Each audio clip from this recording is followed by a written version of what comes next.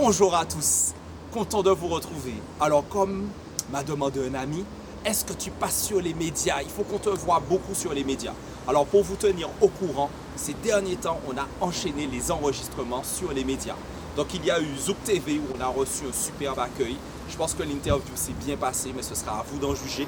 Après en fait Zouk TV, il y a eu RCI, donc Entretien Radio avec Monsieur Boulevard. Très intéressant. Je vous laisse vous faire votre appréciation. En tout cas, moi, j'ai apprécié le moment. Ensuite, nous avons eu SEM Radio. Donc, SEM Radio, deux animatrices dynamiques qui là nous ont posé des questions pointues aussi. Donc, c'était assez intéressant. C'était ce matin. Et enfin, cet après-midi, on a eu Via ATV. Donc là encore, une émission 6 minutes pour convaincre. Alors, ce que je peux déjà vous dire, c'est que ça va vite. On ne peut pas en fait tout dire. Pas le temps de chercher trop ces mots, c'est être vrai, être authentique. Donc j'espère que vous apprécierez. Et il nous reste un enregistrement cette semaine, alors peut-être d'autres, mais déjà le prochain, ce sera Martinique Première, si je ne m'abuse. Donc voilà, c'est pas moi qui tiens en fait totalement l'agenda. Donc voilà, c'est un peu particulier une campagne.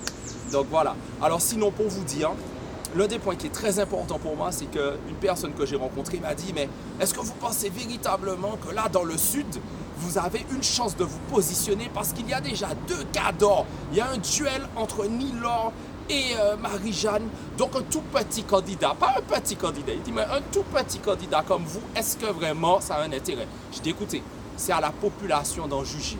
Mais les mêmes causes produisent les mêmes effets. Si aujourd'hui on est debout, c'est parce qu'on sent que la Martinique est plus que dans une crise sociale, c'est une crise de la dignité humaine. On ne peut pas continuer avec un tel niveau de pauvreté.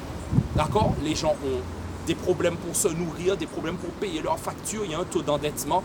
Les gens ont du mal en fait à trouver l'espérance. Donc il faut qu'on se batte pour ça. Et puis, on a autour de nous plusieurs pollutions. On est encerclé par les sargasses.